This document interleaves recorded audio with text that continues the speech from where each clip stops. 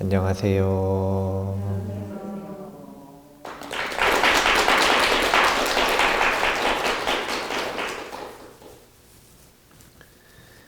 오늘은 3월 합동천도제 날입니다.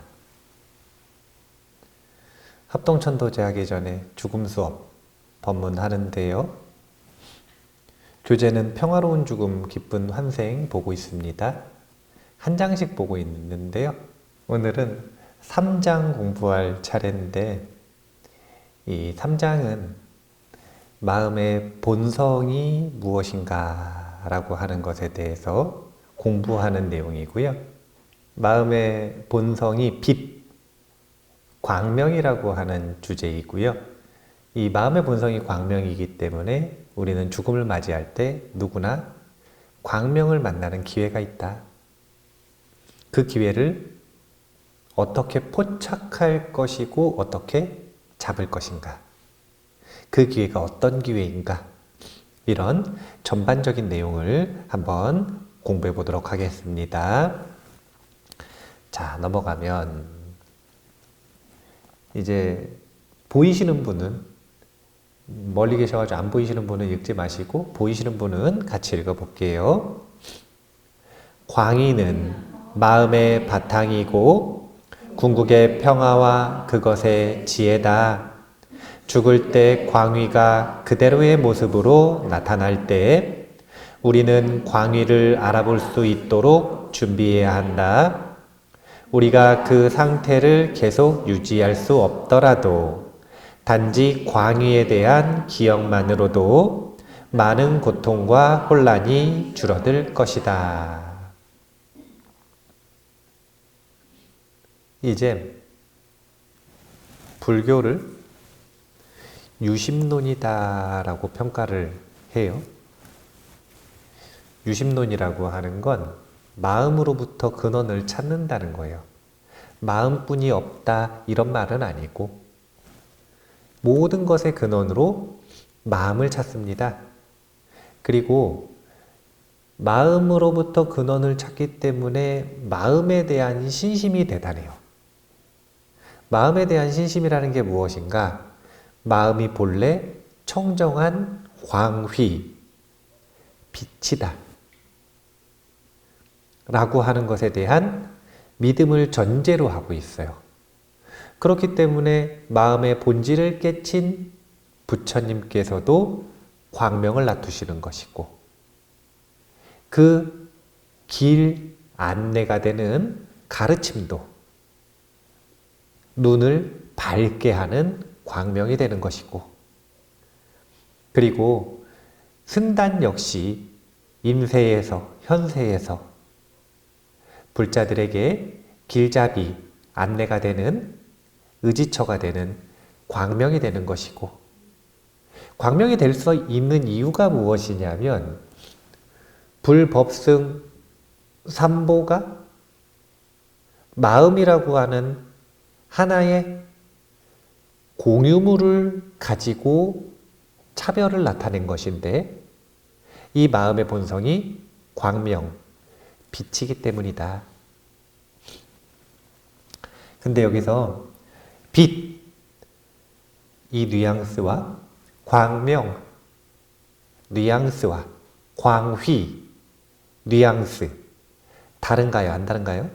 세 가지가 뉘앙스가 다른데 지금 여기 보면 마음의 본성을 빛이라고 표현 안 하고 광명이라고 표현 안 하고 광휘라고 표현을 했죠. 이제 번역을 그렇게 한 건데 광휘라고 하는 뉘앙스가 사실은 좀 더 적절하다는 생각이 문득 들어서 빛보다 광명보다 광휘라고 하는 뉘앙스가 더 잘 맞다라는 그런 체험적인 느낌이 있어서 한번 짚어봤어요.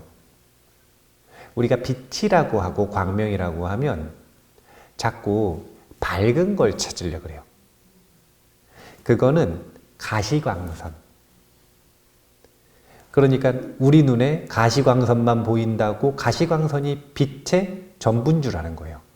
그런데 이 광휘라고 하는 뉘앙스는 그렇게 밝은 만을 이야기하는 것이 아니라 이 빛의 에너지로서의 활동, 휘라고 하는 뉘앙스가 그 빛이 뻗어나가는 그런 뉘앙스를 표현하고 있다라고 생각을 해서 그래서 광휘가 조금 더 잘 어울린다.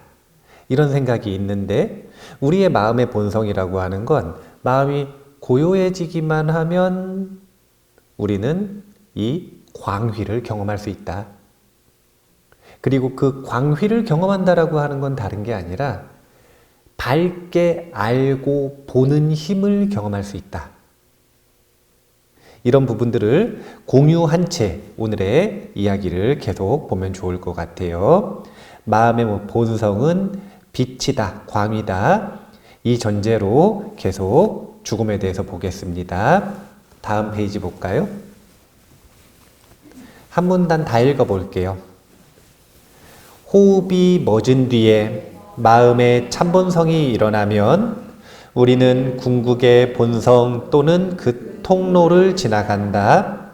이 통로는 대자유에 이를 수 있는 중요한 기회들을 수없이 제공하지만 이런 기회를 자각하려면 티베트 불교의 족파 챔모, 족챙 같은 차원 높은 비전의 명상 수련을 해야 한다. 따라서 이 장에서 말하는 이야기들은 높은 성취를 이룬 명상가들만이 겪는 일일지도 모른다. 일반인들은 그 대신에 궁극적인 본성의 통로 중간쯤에서 무의식 상태에 빠지고 그 다음에 세속적인 생각과 감정을 자각할 것이다. 이제 오늘 뭘 해야 될까 고민을 많이 하다가 대광명이라고 하는 불성의 빛이 어떤 원리와 어떤 순서로 나타나는가라는 걸 할까 하다가 그거는 이제 우리 사자에서에서 다 했잖아요. 그래서 그 부분은 짧게 요약해서 그냥 보는 걸로 하고 그것보다는 이 불성의 빛을 경험하고 이 불성의 빛에 안주하고 이 불성의 빛을 잘 찾아내는 것, 죽음의 순간에 그게 얼마나 중요한 일인가라고 하는 것을 강조하고 그래서 어떻게 준비할 것인가 이 부분을 조금 더 공부하면 좋겠다 그런 생각을 하고 있어요. 여기 보면 재밌어요. 호흡이 멎은 뒤에 일어나는 일 여기 보면 통로라고 하잖아요. 통로. 그러면 이 통로라고 하는 게 무엇인가 더 좁은 의미로 볼 때는 바르도라고 하는 경험이 있어요. 바르도. 바르도는 무슨 뜻이냐면 중음이라는 뜻인데 중음이라는 건 뭐냐면 죽은 다음에 태어나기까지의 중간 과정을 중음이라 그러는 거예요. 그러니까 원래 돌아가신 분들은 중음신 이렇게 부르는 겁니다. 그런데 그걸 우리나라에서는 영가 이렇게 부른 거예요. 이게 신령스러울 영자에다가 탈 가자를 쓰거든요. 그래서 영가라고 하는 존재는 이 신령스러운 탈 것을 타고 어디를 가는 거냐면 다음 생을 가시는 거라. 그런데 그 넓은 의미에서 보면 다음 생까지의 과정을 전부 통로라고 할 수도 있고 근데 좁은 의미로 볼 때는 이 중음신으로서의 경험이 시작되는 순간이 있어요. 중간에 우리가 잠들자마자 꿈을 꿔요? 아니면 잠 한동안 들었다가 꿈을 꾸기 시작해요? 혹시 아직도 저는 꿈 안 꿔요? 그런 분 계시는 거 아니죠? 그거는 꿈을 안 꾸는 게 아니라 꿈을 기억 못 하는 거예요. 꿈은 다 꿔요. 많이 꿔. 엄청 많이 꿔요. 잠에 들어갔으면 잠에 들어간 다음에 꿈을 꾸기까지 시작하기 전까지의 요만큼 있죠. 요만큼을 좁게 보면 또 통로라고 그러는 거예요. 좁게 보면 여기까지의 통로에 사실은 우리가 무한한 윤회를 살았다 그러는데 무한하다 그러면 너무 많으니까 한 10만 번만 살았다고 생각해 볼게요. 그러면 한 10만 번쯤 태어나고 죽으면서 경험했던 그 모든 기회들보다 가장 수승한 기회가 죽자마자 있어요. 무슨 기회냐면 해탈의 기회가. 죽자마자. 네.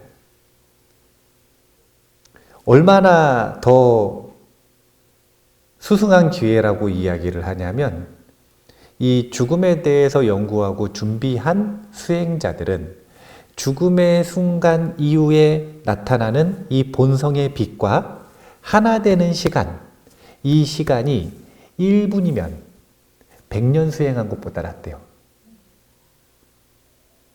엄청난 기회죠.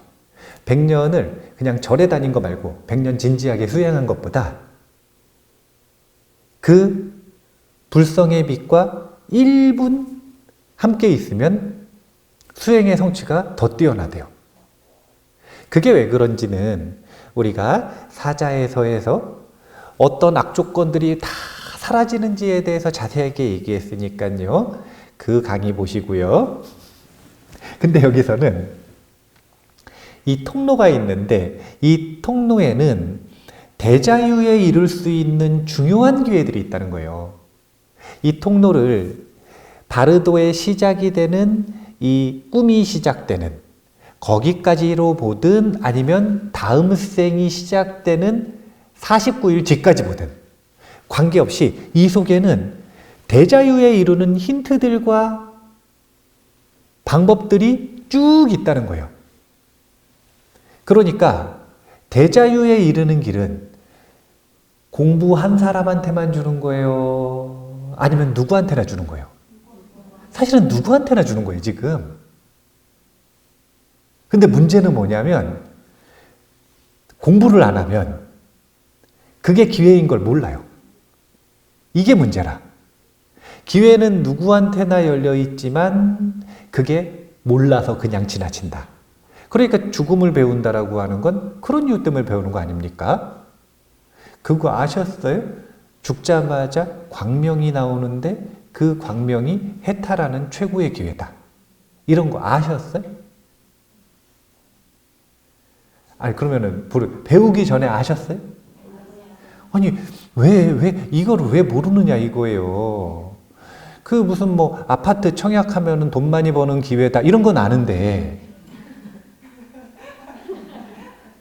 아니 그런 기회하고는 비교도 안 되는데 어차피 죽음은 누구나 맞이하고 반드시 겪어야 되는 일인데 그때 최고의 기회가 있다면 이 어차피 죽음을 맞이해야 되는 거 준비해서 그 기회를 잡아야죠. 오늘 그 기회에 대한 이야기를 다양한 차원에서 한번 해볼게요. 뒤로 넘어가 볼게요.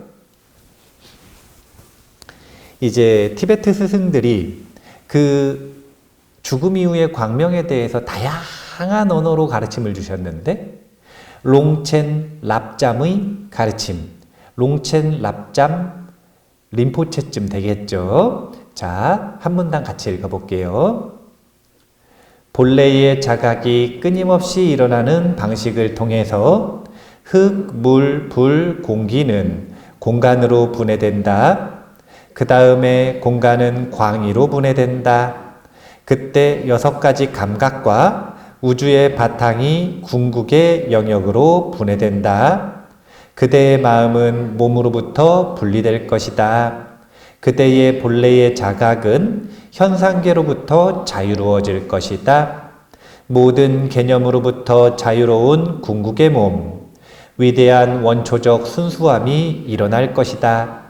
그때 그대가 자신이 경험하는 명상훈련이 실현된 상태를 자각할 수 있다면 아무런 장애 없이 한순간에 해방될 것이다. 이것이 2배의 순수성을 지닌 궁극의 몸이 달성하는 것이다. 하지만 궁극의 몸이 일어나는 것을 알아차릴 수 없다면 밝은 환영이 일어나고 우주의 바탕이 일어날 것이다. 공간은 평화롭고 분노에 찬 신틀의 형태뿐 아니라 소리와 빛, 광선으로 가득 찰 것이다.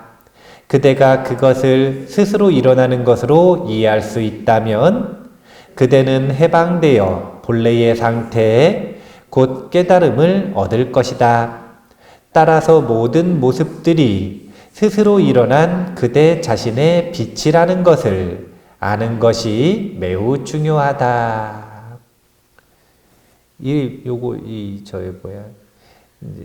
혹시 자기가 죽을 것 같으면은 옆에서 자기 임종을 지켜줄 사람이 있을 거 아니에요? 그럼 그 사람한테 적어줘. 그래가지고 귀에다가 읽어주라 그러세요. 여기 아주 요약이 잘 돼 있거든요. 죽음의 과정부터 시작해서 뒤까지 요약이 지금 잘 돼 있어요. 처음에는 흙, 물, 불, 공기 이게 분해된다 그랬잖아요. 지혜 요소가 붕괴되면 어떻게 된다 그랬냐면 몸이 무거워진다. 그냥 무거워지는 게 아니에요. 땅바닥으로 끌려 들어가는 것 같아요. 누가 잡아당기는 것 같아요. 그러다가 물이 붕괴되기 시작하잖아요. 그럼 입이 바짝 마르기 시작합니다. 물을 마시고 이렇게 입에다가 이렇게 축여준다 그래요? 물을 축여줘도 마른 게 가시질 않아요. 물을 붙잡아 두질 못해서 그래요. 그리고 나서 불의 요소가 분기되기 시작하면 추워져요. 옆에다 난로를 틀어놔도 벌벌벌 떱니다. 이제 가실 때가 거의 다 된 거예요, 지금. 그러다가 공기의 요소가 붕괴되잖아요? 그러면은 누가 나를 데리러 왔다 그래요. 누가 나를 지금 저기서 데리러 왔다. 기다리고 있다. 또 이제 좀 잘못 산 분들은 잡아가려고 그런다. 잘 산 분들은 누가 나를 데리러 왔다 그러고 좀 잘 못 산 분들은 잡으러 왔다 그래요. 이게 뭐냐면 산소 공급이 되지 않기 시작을 하니까 환영을 보기 시작하는 거거든요. 그 사람한테는 실제인 거예요. 환상이 아니에요. 그 사람에겐 실제인 거예요. 그런데 거기까지 붕괴되면 이제 진짜 가실 때가 됐고 그렇게 환영을 보시다가 호흡이 호가 들으시는 거야? 흡이 들으시는 거야? 흡 한 다음에 호 하고 흡이 없으면 이제 죽는 거예요. 이게 뭐냐면은 공기까지 전부 다 분해된 거 아니에요. 여기까지가 의학적인 죽음. 그런데 티베트 밀교의 가르침에서는 아직 죽음이라고 보지 않습니다.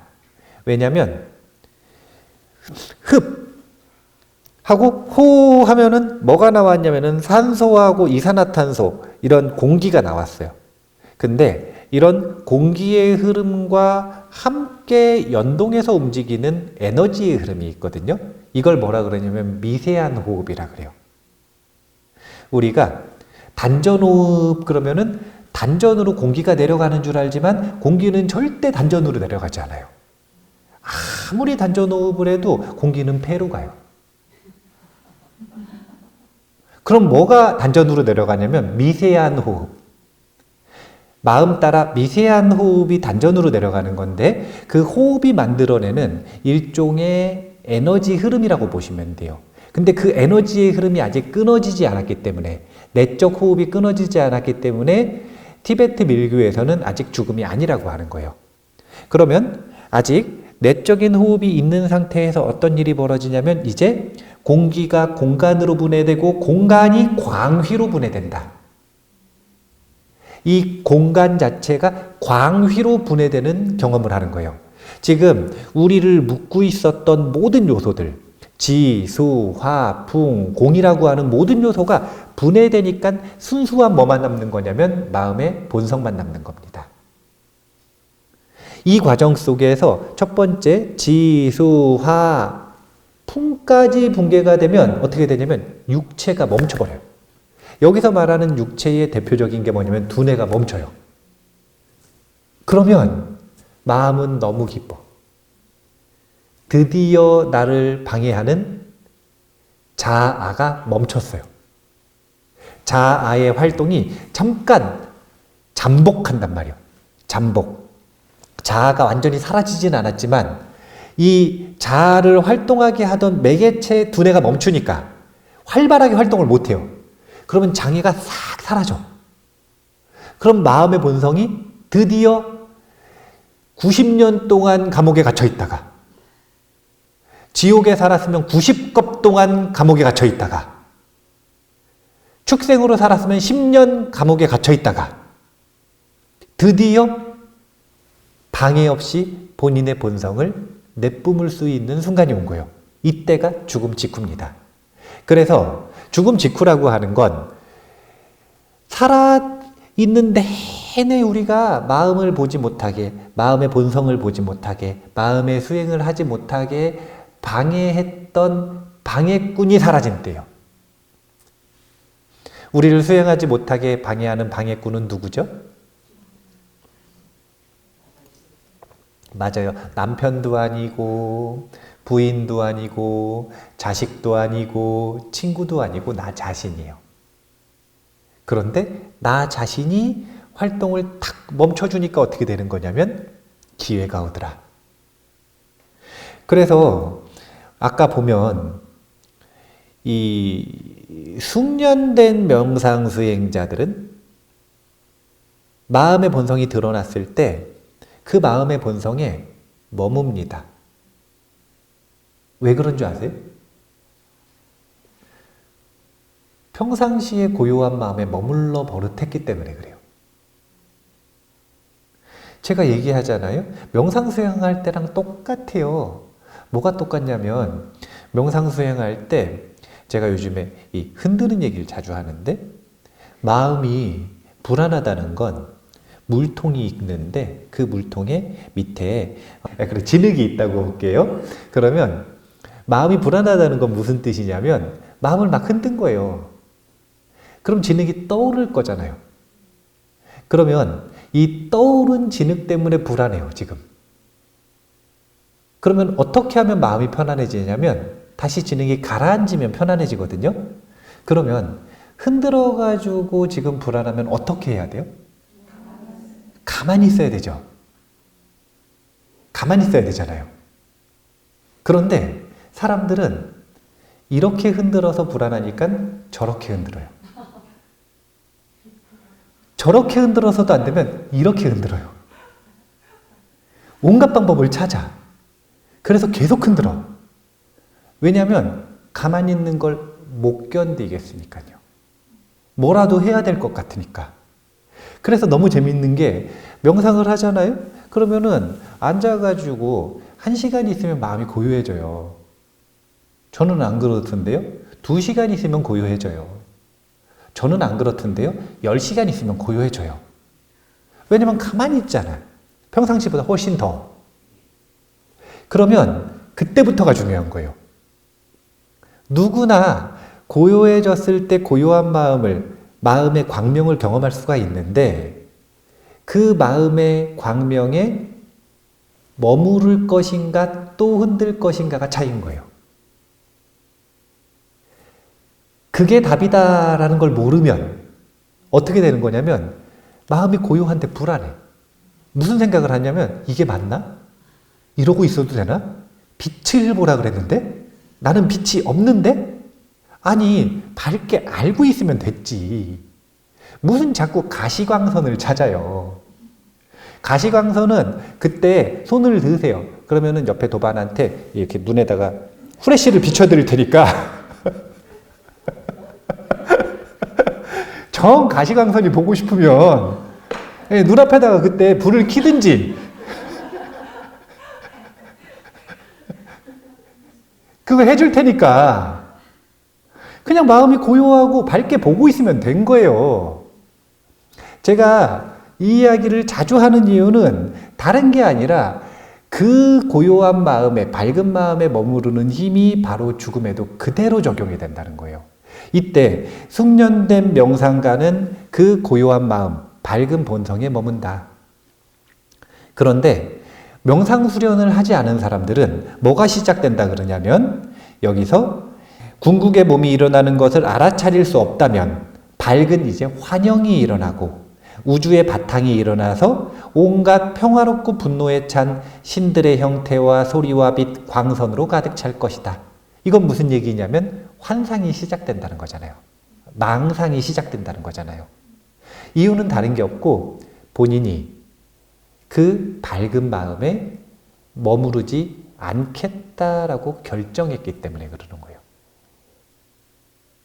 자, 제가 집중수행 끝에 죽음수업 법문을 같이 해서 두 가지 컨셉을 조금 섞어서 설명을 해드리고 있거든요. 마침 오늘 또 이 연결성이 있어서. 그러니까 돌아가시면 빛은 본다는 거야, 안 본다는 거예요? 아니, 누구나 본다니까요. 안 보는 사람 없어요. 다 봐요. 근데 요만큼 볼 것인가? 이만큼 볼 것인가? 저만큼 머무를 것인가가 다를 뿐이에요. 그래서 돌아가셨다가 돌아오신 분들, 임사체험을 하신 분들은 다 빛을 보고 왔다 그러잖아요. 임사체험을 하시고 오신 분들이 공통적으로 얘기하는 이야기가 공통체험, 여러 가지 공통체험이 있지만 그 중에서 가장 확률 높은 게 빛을 보고 왔다는 겁니다. 밝음을 보고 왔다는 것. 왜냐하면 공통으로 일어나는 현상이니까요. 이거는 불교여야 보는 것도 아니고, 기독교여야 보는 것도 아니고, 무교여야 보는 것도 아니고, 인간이면 다 보는 거예요. 인간의 죽음은 그렇게 설계되어 있기 때문에. 설계되어 있다 그러면 또 설계자가 있는 줄 아시는데 그거 아니고 그렇게 지금 구성되어 있기 때문에 이 빛은 누구나 보는데 중요한 건 뭐냐면 그 빛에 머무는 거예요. 그 빛에 머무르지 못하고 자꾸 흔들지 말고, 그러니까 제가 자꾸 뭐라 그러는 거냐면 가만히 있는 연습 좀 해라 라는 이야기를 한다는 것. 자, 뒤로 넘어가 보겠습니다. 이번엔 또 다른 림포체예요. 구루 림포체라고 하면 아마 파드마삼바바를 언급하는 것 같은데, 구루 림포체의 가르침 읽어볼게요. 궁극의 본성의 시기가 나에게 점점 뚜렷해질 때 모든 두려움과 공포를 떨쳐버리고 나는 모든 현상들을 본래의 자아가 스스로 나타나는 것으로 이해할 것이다. 그리고 그것들을 단지 궁극의 본성의 모습으로 이해할 것이다.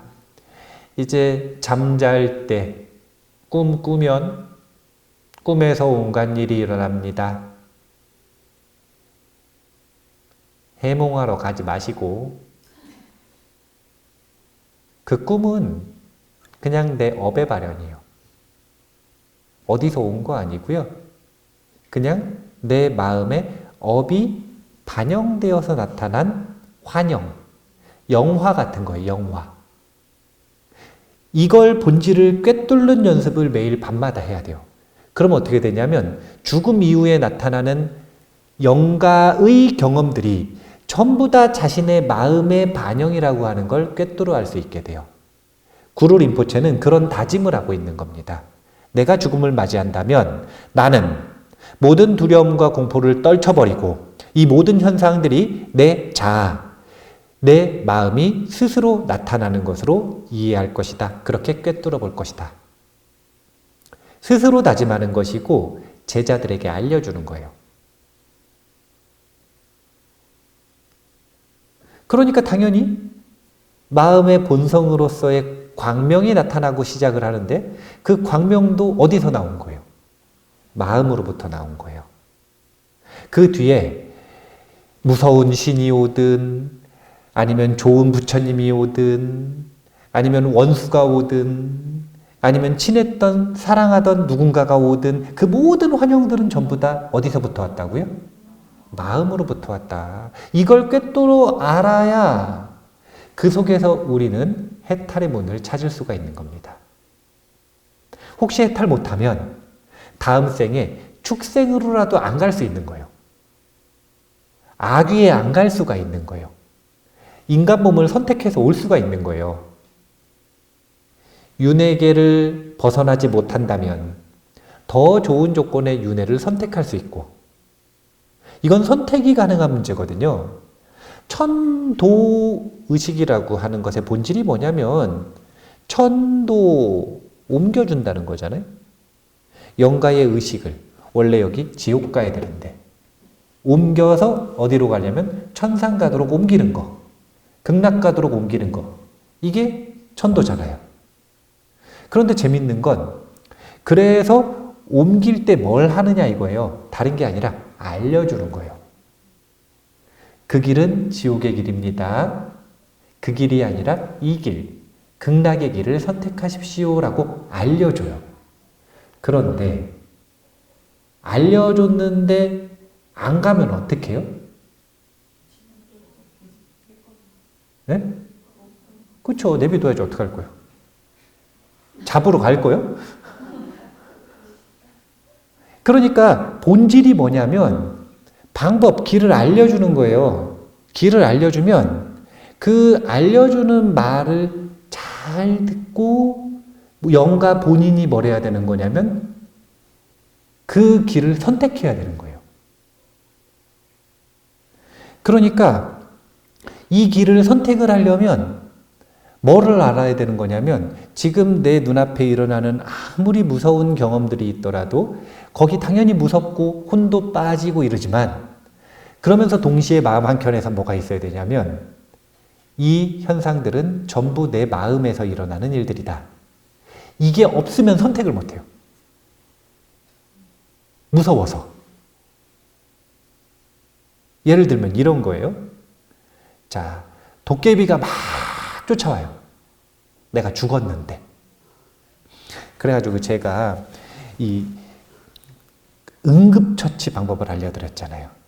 그게 뭐냐면은 꼭 돌아가시기 전에 스스로에게 좀 솔직해 봐야 돼요. 임종하시기 전에는 거짓말 이제 그만하고 자기 자신에 대해서 솔직해 봐야 돼요. 뭐가 솔직해야 되냐면 내가 지금 죽으면 극락 갈 것 같은지 지옥 갈 것 같은지 이건 어떻게 알 수 있는 거냐면 희망으로 알 수 있는 게 아니라 자신의 삶을 쭉 되짚어보면 알 수가 있어요. 그러면 아무래도 나는 지옥을 면하기는 어려울 것 같다. 이런 사람들이 있을 수도 있겠죠?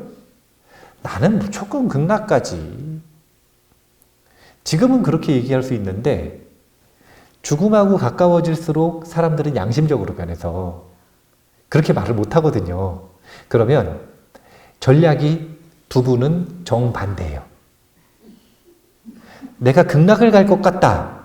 그런데 도깨비가 쫓아와. 그럼 도망가야 돼요. 왜냐면 도깨비로 제대로 본 거니까요. 그런데 내가 지옥 갈 것 같아요. 도깨비가 쫓아오네요? 그럼 어떻게 해야 돼요?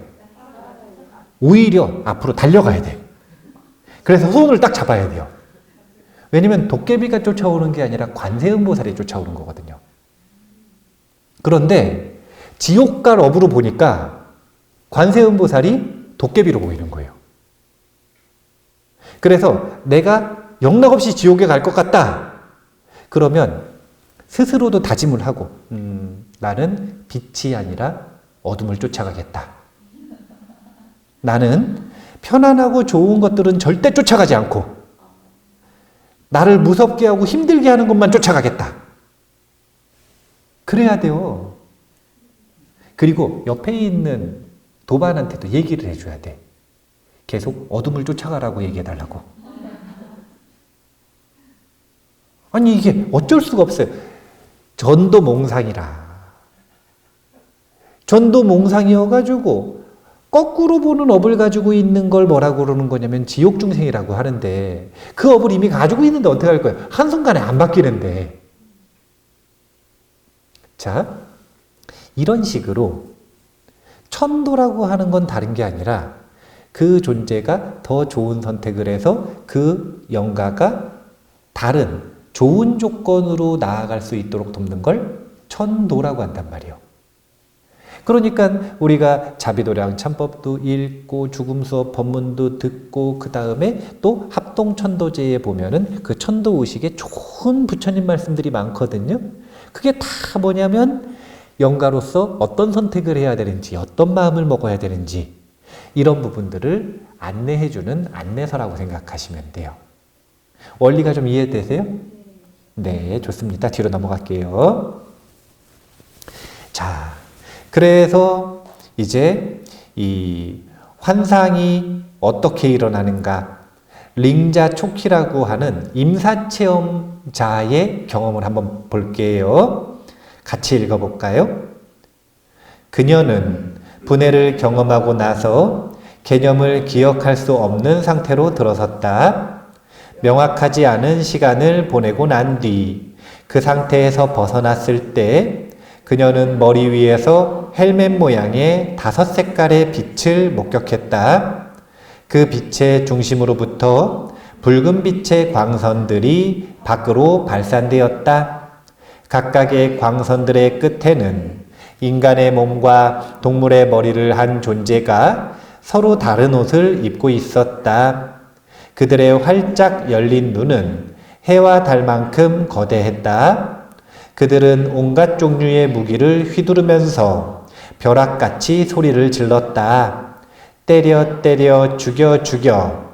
초키는 완전히 겁에 질렸다. 그 순간 그녀는 라마의 다음과 같은 가르침을 기억했다.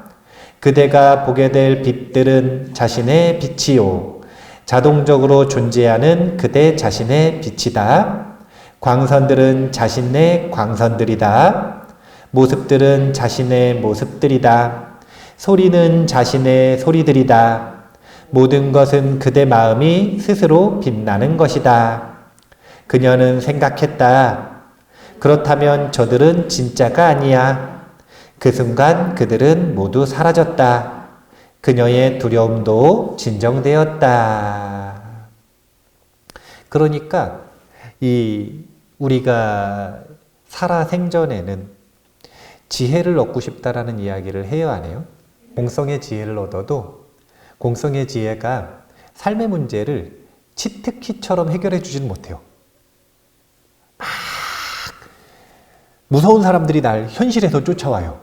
그때 뭐라 그러냐면 그렇다면 저들은 진짜가 아니야. 공성의 지혜를 발휘해요. 그러면은 갑자기 사라져요? 아니잖아요. 왜냐하면 그 사람의 세계와 저 사람의 세계와 저 사람의 세계와 나의 세계가 겹쳐 있기 때문에 그래요. 그런데 죽음 이후에 보는 경험들은 온전히 나의 세계라. 나의 업의 세계. 여기에는 겹쳐 있는 다른 존재가 없어요. 그렇기 때문에 이 영화 플레이 스탑 버튼을 누가 누를 수 있냐면 내가 누를 수가 있어요. 스탑 버튼을 누르는 방법은 다른 게 아니라 공성의 지혜를 발휘해서 저들이 진짜가 아니라고 하는 걸 꿰뚫어 보는 겁니다.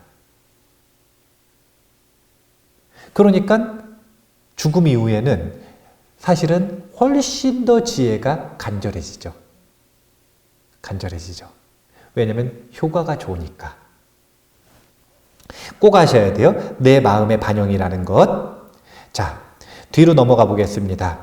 여기 보면 아주 중요해요. 창매 림포체의 가르침인데 제가 3페이지에 걸쳐서 다 가지고 왔어요. 왜냐하면 이 내용은 조력자가 어떻게 해야 되는지 조력자가 읽어줘야 되는 내용을 싣고 있거든요. 이제 옆에 누가 돌아가신다고 생각을 하고 읽어준다고 생각을 하고 한번 읽어보면 좋겠습니다. 같이 읽을게요. 조력자는 그대 귀에 대고 그대를 불러야 한다. 그리고 이렇게 3번 반복하라. 바탕의 광의가 그대 안에서 일어났다. 그러므로 그대의 명상 속에 머물라. 그대는 모든 붓다들의 화신이다.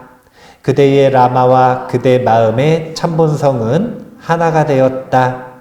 이제 눈길을 안으로 돌려 그대 자신의 마음을 보라. 그것은 공의 정수는 라마, 즉 궁극의 몸인 다르마카야다. 그것의 투명한 본성은 라마, 즉 기쁜 몸인 삼보가카야다. 그것이 다양한 모습으로 일어나는 것은 라마, 즉 변화된 몸인 니르마나 카야다. 그대 귀에 대고 그대를 불러야 된다. 일단 이름을 3번 불러야 돼. 이름을 불러줘야 돼요. 그러니까 아는 이가 죽었으면 아는 잘 들어라. 그리고서 요 이야기를 3번 읽어주라는 거예요. 이 이야기를 3번 읽어주는데 여기 보면 오늘 했었던 이야기가 그대로 요약되어 있죠. 첫 번째, 바탕의 광의가 그대 안에서 일어났다. 지금 숨 끊어진 다음이라는 거잖아요. 숨 끊어져서 공간이 광의로 일어나기 시작한 그때 얘기를 해주는 거거든요. 이때가 타이밍이 진짜 중요한 거예요. 임종한 다음에 한참 지나서 읽어주면 안 돼. 이미 광의가 끝났어요. 그렇기 때문에 원래는 제가 항상 얘기하잖아요. 제발 돌아가실 거면 돌아가신 다음에 나를 부르지 말고. 그래봐야 저는 시달림 안 가요. 가서 해드릴 게 별로 없어요. 임종하실 때 좀 불러라. 임종하실 때 부르면 가서 할 게 있잖아요. 조력자가 그대 귀에 대고 이 말을 해주는 거예요. 바탕의 광의가 그대 안에서 일어났다. 그 다음 말이 정말 중요하죠. 그러므로 그대의 명상 속에 머물라. 제발 딴짓하지 말고. 가만히 좀 있어라. 이게 그 말이에요. 아니 이게 왜 그러냐면 숙련된 명상가들도 그 고요한 마음이 답이라는 걸 모르면 어떻게 하냐면 고요한 마음에 갔다가 또 딴 거 하다가 고요한 마음에 갔다가 또 딴 거 하다가 뭔가 딴 게 있는 줄 알고 신기한 게 일어나야 되는 줄 알고 그게 아니요. 그 고요한 마음 그대의 명상 속에 머물라. 그리고 그대는 모든 붓다들의 화신이기 때문에 첫째, 그대 마음에서 일어나는 공의 정수는 법신의 몸이요. 투명한 본성은 보신의 몸이요. 그리고 다양한 모습으로 일어나는 환영들은 그대의 화신의 몸일 뿐이다. 이런 것들을 요약해서 알려주는 거예요. 이제 직접 나중에 읽어주실 준비를 하시려면 다르마카야 이렇게 읽으시면 안 되고 법신의 몸, 삼보가카야 이러면 못 알아듣잖아요. 보신의 몸, 니르마나카야 이러면 안 되고 화신의 몸. 이런 식으로 그 사람이 알아들을 수 있는 언어로 바꿔서 읽어주셔야 돼요. 그러니까 이제 좀 급하시면은 가지고 오세요. 제가 바꿔드릴 테니까. 누가 돌아가실 것 같다. 그럼 제가 알아들을 수 있는 말로 윤문해 드릴 테니까 요걸 가져가서 딱 읽어주는 거예요. 쉬워요, 어려워요? 얼마나 쉬워요. 요거 3번만 읽어주면 천금으로도 바꿀 수 없는 기회를 돌아가시는 영가는 얻는 겁니다. 말을 안 해주면 잊어버려요. 말을 안 해주면 잊어버려요. 그 광명에 머물러야 된다는 걸. 근데 말해주잖아요? 그러면 머물러요? 아니면 머무를 수 있는 기회를 얻어요? 그쵸? 후자예요. 머물지 말지는 그 사람 몫이지만 하지만 기회를 준 것과 주지 않은 것은 천지 차이다. 3번만 딱 읽어줘가지고 원래 10분 만에 광명이 끝나야 되는데 15분이 갔어. 그러면은 지옥 악이 축생을 면할 수도 있는 거예요. 그거 한 번으로. 이거 그냥 3번만 읽어주면 지옥 악의 축생을 면할 수도 있는 거라니까요. 100년 수행보다 낫다니까. 이유는 다른 게 없어요. 100년은 수행을 하는데 보통 어떻게 하는 거냐면 수행을 하는 게 악셀레이트를 밟는 거라면 자아는 동시에 브레이크를 밟고 있어요. 못 가게 하려고. 그러니까 양발로 악셀과 브레이크를 같이 밟고 있는 거거든요. 그러니까 악셀을 진짜 열심히 밟으면 쥐꼬리만큼씩 가는 거라.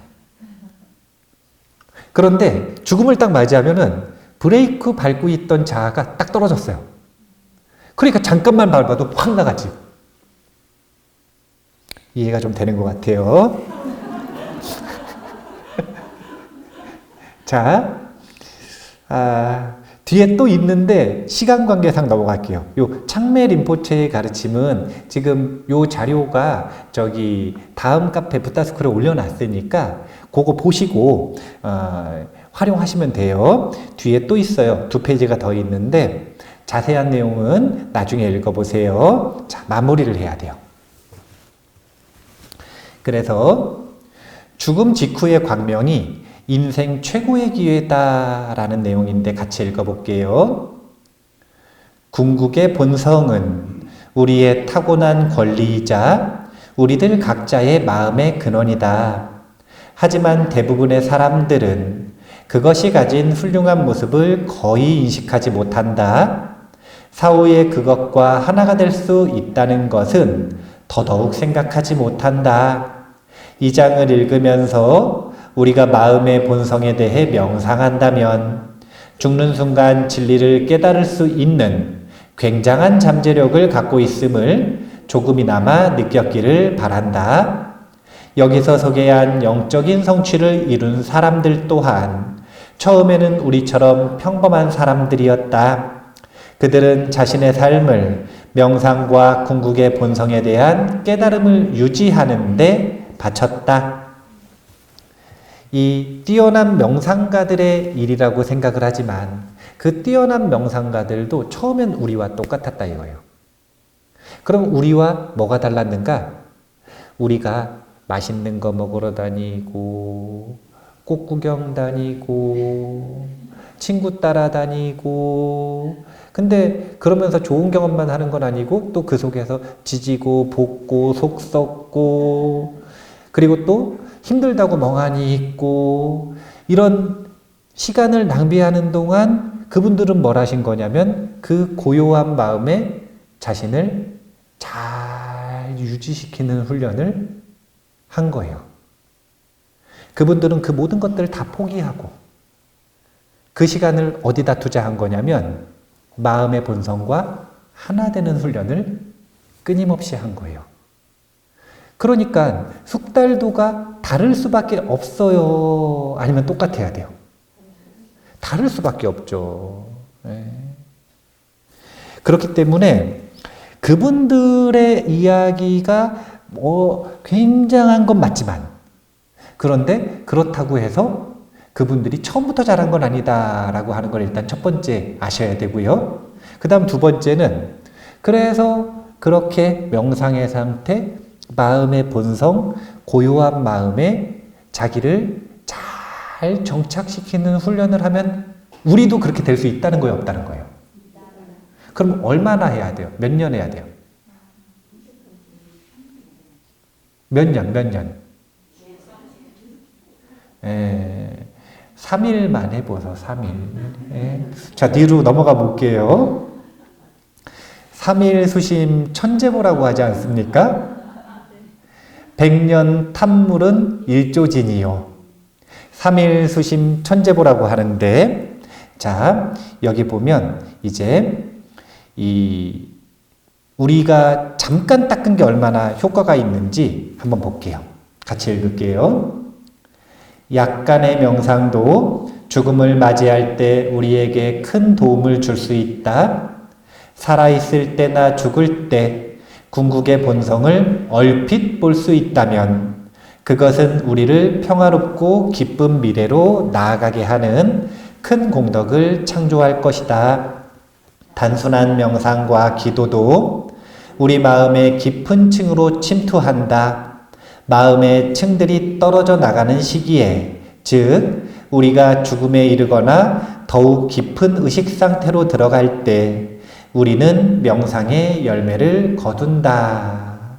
잠깐 한 게 무슨 소용이 있겠는가라고 하지만 우리가 100년 동안 아무리 재산을 모아도 가져갈 수 있다 그랬어요? 없다 그랬어요? 없어요. 이게 그냥 어차피 내가 이제 좀 갈 것 같다. 그러면은 유산 정리를 명료하게 좀 빨리 좀 하셔. 이제 아직도 내가 한 10년 살 것 같아. 그럼 절대 재산을 주면 안 돼요. 재산을 주면은 나한테 잘 안 하거든요. 그래서 재산을 주면 외로워져. 그래서 남은 삶을 그래도 조금 덜 외롭게 살려면 재산을 일단 주면은 안 돼. 하지만 유산을 어떻게 나눠줄지는 정리를 해놔야 돼요.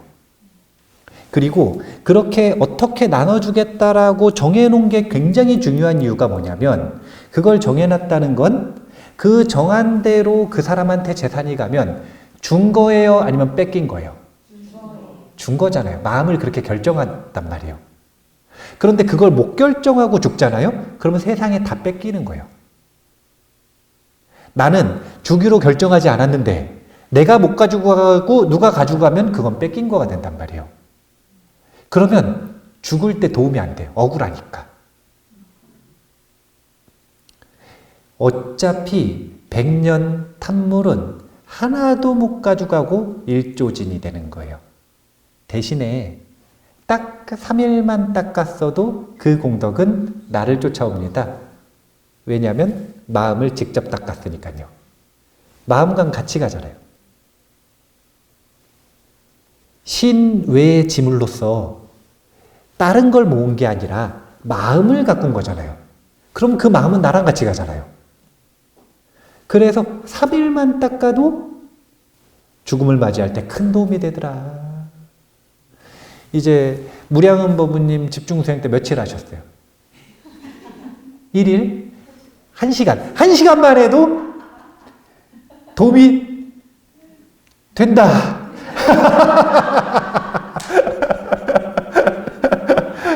좋아요. 자, 뒤로 넘어가 보겠습니다.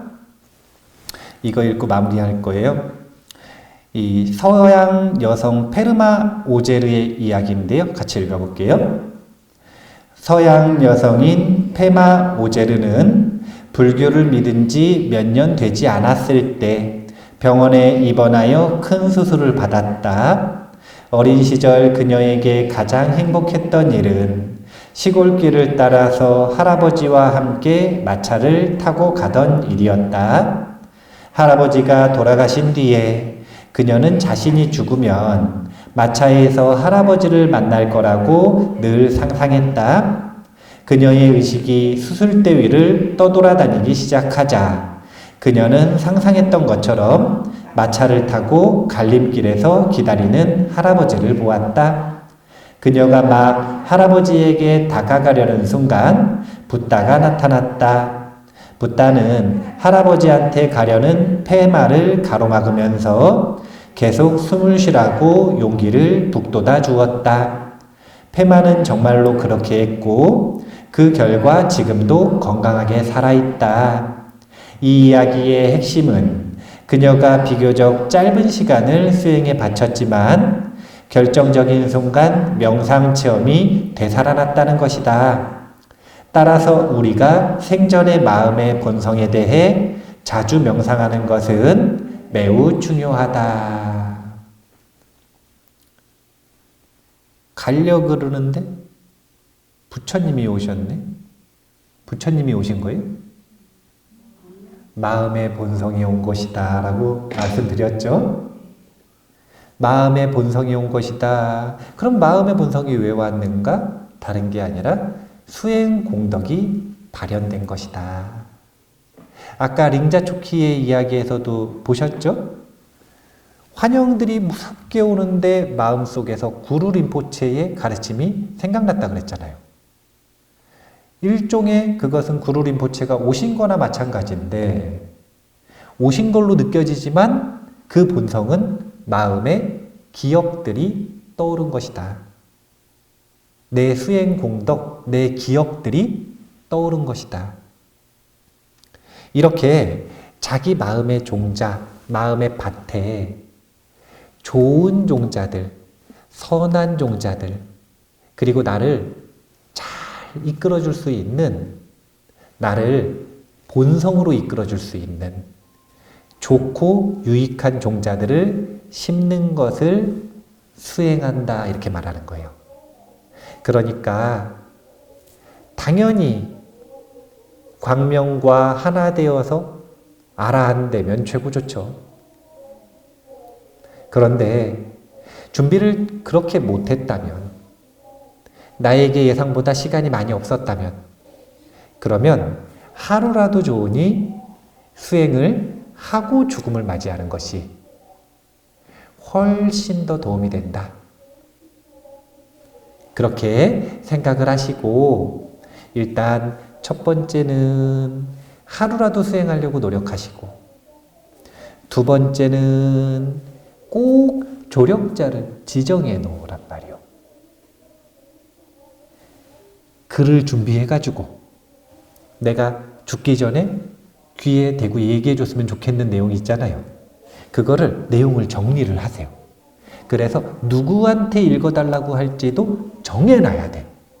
이거 안 정해놓으면은 그때 당황해가지고 아무도 안 읽어주거든요. 근데 정해놓으면 읽어줘요. 당황하고 슬픈 건 슬픈 거고, 읽어주는 건 읽어준 다음에 나가서 울어야지. 안 읽어주면 우리 엄마, 우리 아빠, 내 친구, 내 자식, 내 지인들, 이 기회 놓친다는 거 아니까. 조력자를 꼭 정해 놓으시란 말이에요. 그러면 그 조력자가 나에게 읽어주는 정보가 내 마음의 수행공덕과 화합해서 나를 돕는 관세음보살이 될 것이다. 이렇게 정리하도록 하겠습니다. 오늘 죽음 이후에 정말 좋은 기회가 온다. 정말 좋은 기회가 온다. 그래서 그 기회를 잡으려면 내적으로 외적으로 어떤 인연을 충족하고 준비해야 되는가 라고 하는 이야기를 했습니다. 광명이 어떤 원리로 어떤 순서로 일어나는지에 대해서는 사자에서 강의를 참고하시기 바랍니다. 자, 그러면 오늘 이만 마치도록 하겠습니다. 감사합니다.